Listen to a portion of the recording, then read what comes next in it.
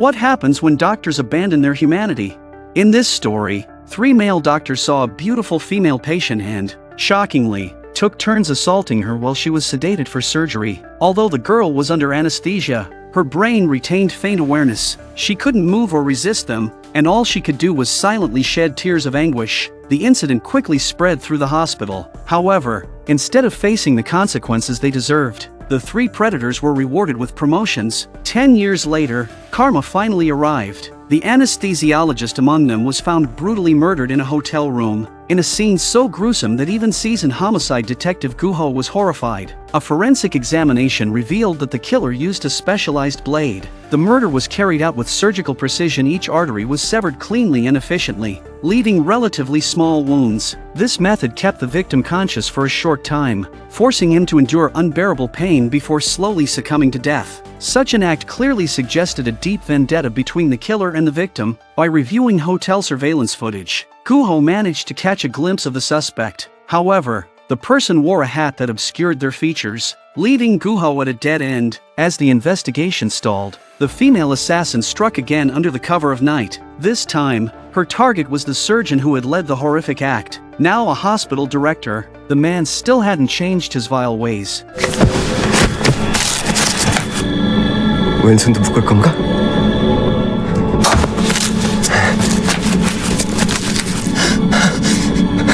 Just as he was eagerly anticipating what would happen next, the assassin suddenly wrapped her long legs around his neck. She swiftly drew a knife and, with deadly precision, severed the major arteries in all 4 of his limbs. Blood sprayed from his veins like a fountain. Amid the man's anguished screams, the female assassin strode away confidently. This was the second murder this month. The wounds on both victims were strikingly similar, which strongly suggested that the same killer was responsible and that the perpetrator was highly skilled with a blade. The forensic expert concluded that such targeted attacks couldn't be mere coincidences and speculated it was likely an act of revenge. That same day, Detective Guho visited the hospital to question an intern about the victims. The intern claimed the 2 deceased doctors hadn't offended anyone recently, nor had there been any medical disputes in the past few years. She couldn't understand why they had been targeted. 그 절친 멤버 중에 한 사람이 더 있긴 해요.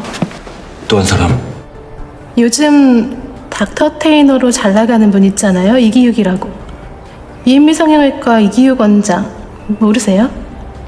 Meanwhile, Guho's colleague interviewed a cleaning lady who had worked at the hospital for many years. From her, they uncovered a chilling story from a decade ago. 10 years earlier, a young girl injured in a car accident had been rushed to the hospital. The 3 doctors in question had been assigned to save her, but when they saw her stunning appearance, they reportedly couldn't hide their lecherous expressions. The cleaning lady had witnessed their behavior firsthand. Not long after, rumors of a scandal began to spread throughout the hospital. The girl had been sexually assaulted by the 3 doctors during her treatment. Hearing this, Guho was utterly shocked. He quickly realized the murders must be tied to this horrifying incident, and if his hunch was correct, the next target would undoubtedly be Lee Ki-wook, the 3rd doctor involved in the assault. That evening, on his way home, Guho was drawn to a newly opened butcher shop. Peeking inside, he saw the shop's owner, a voluptuous woman, expertly carving meat off a bone. Her skilled knife work and striking figure immediately made Guho think of the elusive female assassin.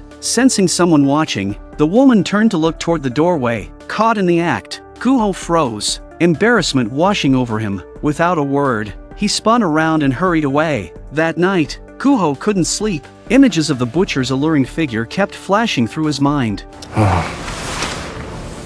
The next morning, as he walked to work, Guho noticed a crowd of men gathered outside the butcher shop. The reason for their early appearance was clear. They had come to catch a glimpse of the stunning butcher. Unable to resist, Guho joined the crowd. He, too, was mesmerized by her striking beauty, his imagination running wild. But just as he was lost in his thoughts, a bucket of dirty water came splashing down from above, yanking him out of his fantasy. The butcher, unfazed, turned around and walked back into her shop, leaving Guho dripping and humiliated on the street. Guho visited the cosmetic clinic to question Lee Ki-wook about the girl from the car accident 10 years ago. He claimed that he performed over a dozen surgeries a day back then and couldn't possibly remember every patient. 강정우와 고진수, 그리고 다음 차례는 당신? 나가요 당장! 이 간호사! 귀야. 그냥 한번 찔러본 건데 반응이 그러시면 그 소문이 사실이 되는 건가?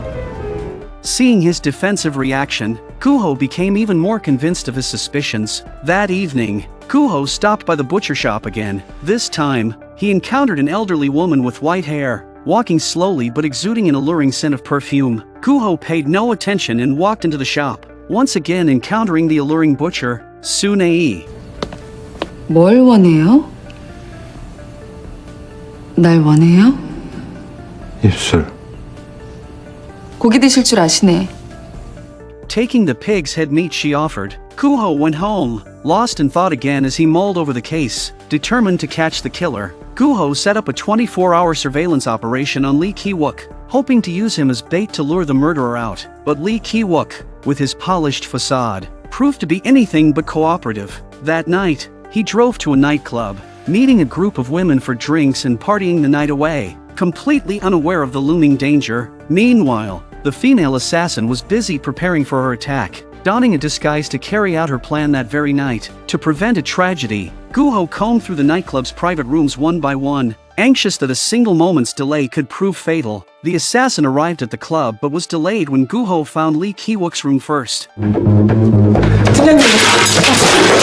Hearing police were nearby, the assassin reluctantly abandoned her plan. In her haste, however, she accidentally dropped her knife. Spotting her retreating figure, Guho immediately gave chase, but the assassin was quick and agile. As the club's main doors were closing, she slid through with precision, escaping Guho's pursuit and vanishing into the night. Watching the female assassin on the surveillance footage, Guho speculated that she might be the girl who was assaulted 10 years ago. The next day, his colleagues dug into the hospital's anesthesia records from that time and discovered that only one person had been administered anesthesia that day. That person was none other than Seol Soo-jin, now a popular celebrity. To advance the case, Guho summoned Seol Soo-jin to the police station for questioning. However, when asked about the rumors from 10 years ago, Seol Soo-jin remained silent, claiming she was under anesthesia at the time and didn't know what happened afterward. If it's a custom-made perfume, it means no one else would have this scent. His suspicion arose because he had a nagging feeling he'd smelled that perfume somewhere before. Despite his questioning, Seol Soo-jin offered no useful information,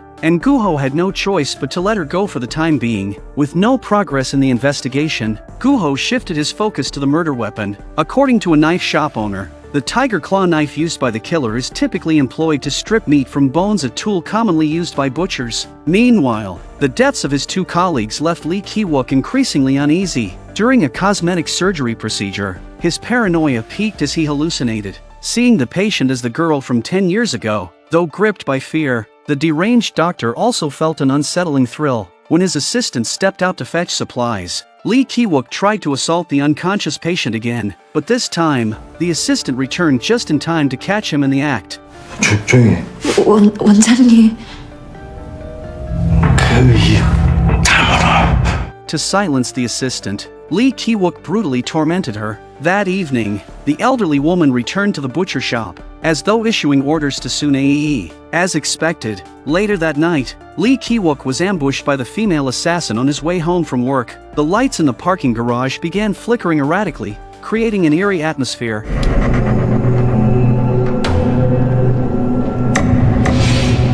여보세요? 어떤 새끼들 숨어 있는 거야? His young daughter suddenly appeared, disrupting the assassin's plan and giving him a moment of relief. Although the child's unexpected presence forced the assassin to retreat, she didn't abandon her mission. Late that night, she snuck into Lee Ki-wook's home to try again. However, the police had been secretly protecting him, and while Lee Ki-wook suffered only minor injuries, the assassin was wounded during the struggle, with her right leg slashed. As the case hit another dead end, Guho, filled with doubts, revisited a knife shop. The shopkeeper confidently confirmed that the weapon in question, a tiger claw knife, was typically used for deboning meat, commonly found in butcher shops. Hearing this, Guho had a sudden realization. After work, he went straight to the butcher shop to see Sunei. Casually, he mentioned the two recent murders to gauge her reaction. 사람이 2명이나 죽었어요. 정형사들이 쓰는 칼이랍니다. 저 오른쪽 끝에 저렇게 생긴. 68,000원이요. 여기. When Sunei turned to fetch some meat, Guho noticed that she appeared to be limping, favoring her right leg. The assassin had just been injured in the right leg during her attempt on Lee Ki-wook, and now Sunei had a similar limp. The coincidence was too glaring to ignore. Abandoning his professional restraint, Guho forcibly pushed Sunei onto the table. As her skirt lifted, his suspicions were confirmed. Everything pointed to her being the killer. Trying to clear her name, Sunei quickly resorted to using her charms, seducing Guho with her beauty. Guho, captivated by her gaze and the tension between them, let his guard down completely. He spent the night with Sunei, convinced she couldn't be the killer. Meanwhile, under the cover of darkness, the assassin infiltrated Lee Ki-wook's hospital room. Using a drug-soaked towel, she knocked him unconscious and smuggled him out in an ambulance. By the time Guho arrived at the hospital the next morning, Lee Ki-wook was long gone. The disappearance of such a prominent figure in the cosmetic surgery industry caused a media frenzy, with reporters swarming in from all directions. Guho's superiors berated him relentlessly for his failure, but Guho secretly felt relieved he had spent the entire night with Sunei, ruling her out as a suspect in his mind. Unfortunately, Lee Ki-wook wasn't as lucky. When he woke up, he found himself bound and helpless in an abandoned slaughterhouse. At that moment, an elderly woman slowly entered the room. 이거 좀 풀어줘! 니들 뭐야! 거둘 때가 되어 왔을 뿐이야. With just a glance, she signaled to the assassin behind her. Without hesitation, the assassin swiftly drew the tiger claw knife and, in a few precise movements, severed the tendons in Lee Ki-wook's hands and feet. Writhing in agony, Lee Ki-wook collapsed, his arrogance evaporating in an instant. The elderly woman leaned in close and repeated the words he had spoken 10 years ago. 솔직히 말해봐. 너도 지금 너도 즐기고 있었지. Lee Ki-wook's eyes widened in shock as realization dawned. This elderly woman was the girl he had assaulted a decade ago. The woman removed Lee Ki-wook's pants and released a ferocious dog from its cage. 아니야!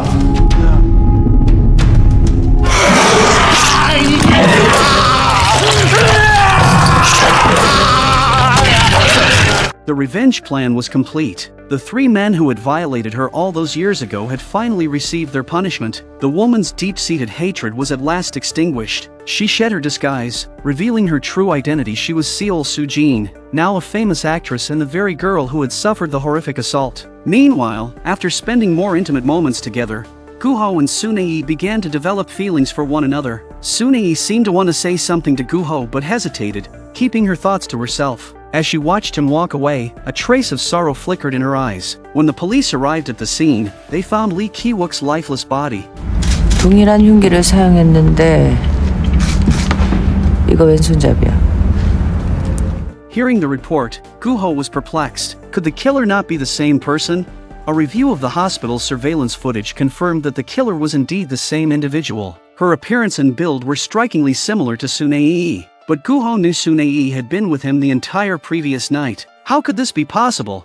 Later that evening, while dining with a colleague, Guho noticed a news report about a movie promotion. The report featured renowned actress Seol Soo-jin, who had just won another Best Actress award for her role as a vengeful elderly woman. The scene immediately struck a chord with Guho. He remembered seeing the elderly woman at the butcher shop and realized the perfume she wore was identical to the scent Seol Soo-jin had during her interrogation. This confirmed that the elderly woman was none other than Seol Soo-jin in disguise. If that were true, then Sunei couldn't escape suspicion either. Guho arrived at the butcher shop, only to discover it had already moved out. Sunei was gone, and her phone number was now disconnected. As he pondered his next move, the television broadcast a shocking news story. A notorious human trafficker had been brutally murdered in his apartment the night before. When Guho arrived at the crime scene, he immediately recognized the killer's familiar style. His mind raced back to Sunei. Driven by desperation, Guho frantically searched for her. After relentless effort, his determination paid off. He found Sunei working in a newly opened butcher shop. When confronted, Sunei didn't offer any explanation for his accusations, but just as Guho reached for his gun, Sunei swiftly hurled a knife, disarming him with precision. A fierce hand-to-hand fight ensued. Despite her skills, Sunei was ultimately overpowered and subdued by Guho. Staring at the woman he loved, Guho found himself unable to make the final move. Defeated and broken, he returned to the police station and submitted his resignation. "If I can't bring the killer to justice," he told his superiors, "I'm no longer fit to be a cop." After resigning, Guho returned to the butcher shop, where he once again found Sunei. 어떻게 왔어요? 나 형사를 그만뒀어. Sunei was stunned and deeply moved. Her walls crumbled, and the two fell into each other's arms, rekindling their love. Together, they began a carefree and blissful life, unburdened by the past. The next morning, as Guho was tidying up, he accidentally found a photo album tucked away in a drawer. Flipping through it, he discovered that Sunei had a twin sister. At that moment, everything clicked. The truth he had been chasing finally came into focus. 여태 오른손으로 사람 죽이다가 이번만 왼손으로 죽였다는 거야? 도대체 너 누구야?